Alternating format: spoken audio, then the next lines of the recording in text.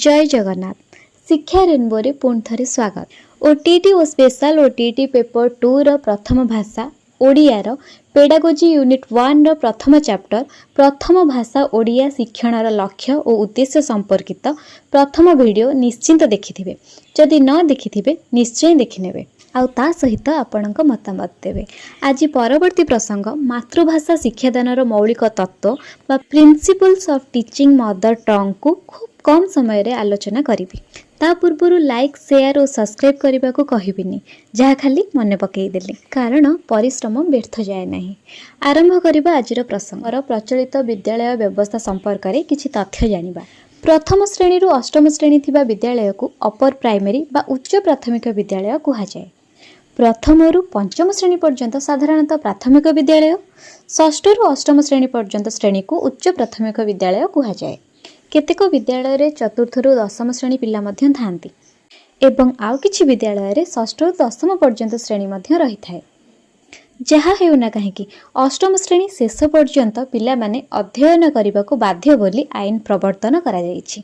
सेथिपई समस्त सुविधा सुजोग सृष्टि करा जायछि, किंतु आशानुरूप फल मिलिबा कष्टकर हेउछि। एहार कारण समग्र गोटे प्रकार विद्यालय स्थापन पई सरकारी व्यवस्था बाध्यतामूलक होई नथिबारु शिक्षण फलाफल न्यूनमान हेबा परिलिखित हेउछि। एबे देखिबा प्राथमिक स्तर रे भाषा शिक्षा। पॉइंट नंबर 1 पाठ्यक्रम रे एक मुख्य स्थान बा सर्वनिम्न शिक्षण स्तर बोली स्थिर करा जायछि। पॉइंट नंबर 2 भाषा शिक्षा रे हासिल करिथिबा मौलिक कौशल अन्य विषय गणित सामाजिक पाठरे विभिन्न धारणा शिक्षा करिबारे सहायक होइथाय। पॉइंट नंबर 3 शिशुर व्यक्तित्वर विकास और दैनंदिन जीवन रे शिक्षार 9टी कौशल जहाँ आमे पूर्व प्रसंग रे आलोचना करिछे शिक्षा करिबारे जहाँ सहाय्य करिथाय। तेबे प्राथमिक और उच्च प्राथमिक स्तर रे भाषा शिक्षण उद्देश्य कौन? पिला शुणिबा सह बुझिबा, अनौपचारिक और आनुष्ठानिक भावे कहि परिबा, पढ़िबा सह बुझिबा और आनंद सह पढ़िबा, युक्तियुक्त कार्यक्रम अनुसार लिखिबा, सृजनशीलतार सह लिखिबा, पढ़िबा और शुणिबार धारणा बा कॉन्सेप्ट बुझिबो, व्याकरण को प्रयोग करि परिबो। भाषा शिक्षण 4टी प्रमुख दक्षता शुणिबा, कहिबा, पढ़िबा और लिखिबा हासिल रे निपुणता आसीबो। दक्षता गुडी को फलप्रद भाषा शिक्षण रे प्रयोग करिबो। एबे देखिबा भाषा शिक्षादान और शिक्षण कौशल केमिति हेबा आवश्यक। भाषा शिक्षण को सरस सुंदर और आनंदमय करिबा पई विभिन्न घटना वर्णना करिबा, दलगत आलोचना करिबा, कल्पकथन करिबा, नाटक अभिनय करिबा, कथोपकथन, प्रश्नोत्तर, क्विज प्रतियोगिता, धंदा, शब्द खेल, बुद्धि परीक्षा, तर्क सभा आदि बहुविध कार्यक्रम परिचालना करिबा आवश्यक। शिशु साहित्य पठन, छबिल अभिधान, प्रसंग संपर्कित चित्र, कृति प्रदर्शन आदि विभिन्न कार्यक्रम माध्यम आत्मशिक्षण सेल्फ लर्निंग और भाषा व्यवहारिक कौशल वृद्धि करा जाई पारिबो। एबे आमे देखिबा शिक्षार्थीर मूल्यांकन किपरि करिबा। मूल्यांकन पई श्रेणी गृह रे अनुकूल सामाजिक परिवेश सृष्टि, भाषार व्यवहारिता और सृजनात्मक प्रयोग तथा पाठ्यपुस्तक व्यतीत छवि बोर्ड, शब्द बोर्ड, सामाजिक परिस्थिति रे अंशग्रहण को मूल्यांकन करा जिबा। भाषा शिक्षा पई पाठ्यपुस्तक रे की व्यवस्था रहिछि। जातीय शिक्षाक्रम आधार NCF 2005 अनुसार पाठ्यपुस्तक प्रणयन करा जाइछि। एथिरे खाली पढ़िबा और पढ़ाइबा कार्य नुहे, आत्मशिक्षणर व्यापक व्यवस्था रहिछि। शिक्षकक उपरे विशेष निर्भरशील न होई पिला निजे पढ़ी पारिबो। एथिरे कार्यभित्तिक अनुशीलनी रहिछि। शिक्षण समय रे पिला आगपरि नीरव श्रोता न होई सक्रिय हेबे। शिक्षक सहायक रूपे आवश्यक स्थले सहाय्य करिवे। व्यापक अध्ययन निमंते सूचना दिए जाइछि। पिलामानक मनोरंजन निमंते रंगीन चित्र व्यवस्था करा जाइछि। निम्न श्रेणी अर्थात प्रथम और द्वितीय श्रेणी पाई स्थानित पाठ्यपुस्तक बा इंटीग्रेटेड टेक्स्ट बुक व्यवस्था होइछि। फलरे गणना शिक्षा और परिवेश शिक्षा को भाषा पुस्तक रे सम्मानित करा जाइछि। पिलामानंको अधिक आग्रही और प्रेरणादायी तथा बोझमुक्त करबा पई पाठ्यपुस्तक रे व्यापक व्यवस्था करा जाइछि। भाषा शिक्षा पई केतेक व्यवस्था स्थिर करा जाइछि। पॉइंट नंबर 1 योजनाबद्ध भावे कार्य कले सफलता मिले। भाषा शिक्षादान पूर्वरु योजना प्रस्तुत करबाकू हुए। पॉइंट नंबर 2 एथिरे शिशुर मानसिक अवस्था, ता परिवार पृष्ठभूमि, ता घर भाषा और शैक्षिक परिवेश को विचार को निया जाए। पॉइंट नंबर 3 भाषा शिक्षा रे सुविधा असुविधा सुजोग और आशंका प्रति ध्यान दिया जाए। पॉइंट नंबर 4 मातृभाषा शिक्षार मुख्य विषय यह आद्य कुआं कुआं स्वर आरंभ होई शेषरे वायुमंडलर निआर भितर लुचि जाए। पॉइंट नंबर 5 जड़े भाषा शिक्षक आशानुरूप फल पाइबा पई दुई प्रकार योजना करिथांती। प्रथमटा हेउची स्वल्प मियादी बा शॉर्ट टर्म प्लानिंग, द्वितीयटा हेउची दीर्घ मियादी बा लॉन्ग टर्म प्लानिंग।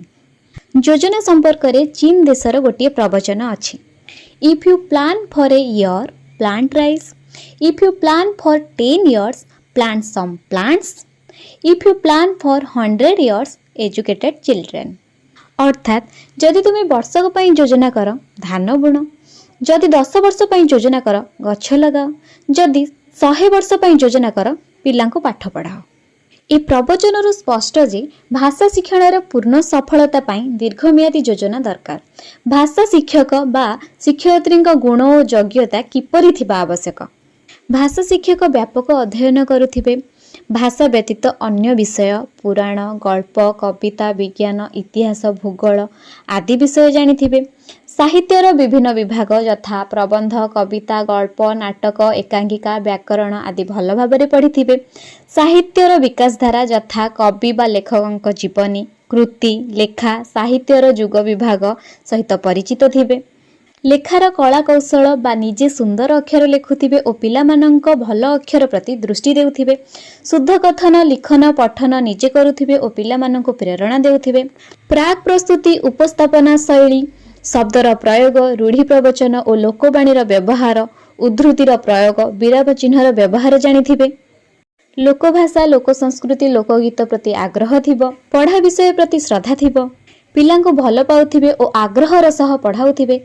4टी मुख्य दक्षता श्रवण, कथन, पठन, लिखन और एगुड़िकर उपदक्षता विषय रे जानिबे और विकास पाई तत्पर हेबे। जने प्रकृत साहित्य शिक्षक प्रथम 10 पर्यंत पाठ्यक्रम और साहित्य बही पढ़िबा दरकार। Teaching is not a profession but a mission. शिक्षकता एक वृत्ति नुहे, व्रत बोली मने करुथिबे। शिक्षक पिलांक स्तर को आसी सेमानक आवश्यकता निर्णय करि पारुथिबे और दक्षता वृद्धि रे सहायक होई पारुथिबे। भावर आदान प्रदान, स्वशिक्षण अभिवृद्धि करिबा, पिलांक खाता को सटीक भावे संशोधन करि पारुथिबे। साहित्य संपर्कित प्रोजेक्ट बा प्रकल्प कार्य वर्षक पई स्थिर करी सेगुडीको कार्यकारी और मूल्यांकन करुथिबे। सर्वशेष रे देखिबा मातृभाषा शिक्षादानर निर्दिष्ट लक्ष्य कौन। मातृभाषा शिक्षादान दुई भागरे विभक्त यथा भाव बा अर्थ ग्रहण शक्ति बा रिसेप्टिव एम्स और भाव बा अर्थ प्रकाश करिबा शक्ति एक्सप्रेसिव एम्स। भाव बा अर्थ ग्रहण श्रवण और पठन द्वारा उन्नत आवेग और रुचि संपन्न कथित उक्ति और पुस्तक द्वारा होइथिबा बेले भाव बा अर्थ प्रकाश कथन शक्ति और लिखन शक्ति द्वारा होइथाय। पठित विषय वस्तुटी एइथि शेष करिबा। धैर्य और शिक्षण उद्देश्य सह भिडियोटी को देखुथिबारु हार्दिक धन्यवाद। लाइक, शेयर, सब्सक्राइब करने को बाध्य करिबिनी। आपणक पई जदि ए भिडियोटी किछि कामरे आसीबो बोली भाबुचंती परिश्रमर सठिक मूल्य देबे। परवर्ती भिडियो रे ए यूनिट्र शेष टॉपिक भाषा शिक्षण दक्षतार विकास संपर्क रे आलोचना करिबा। आपण एवं आपण मानंग परिवार कुशल रे रुहंतु। जय जगन्नाथ।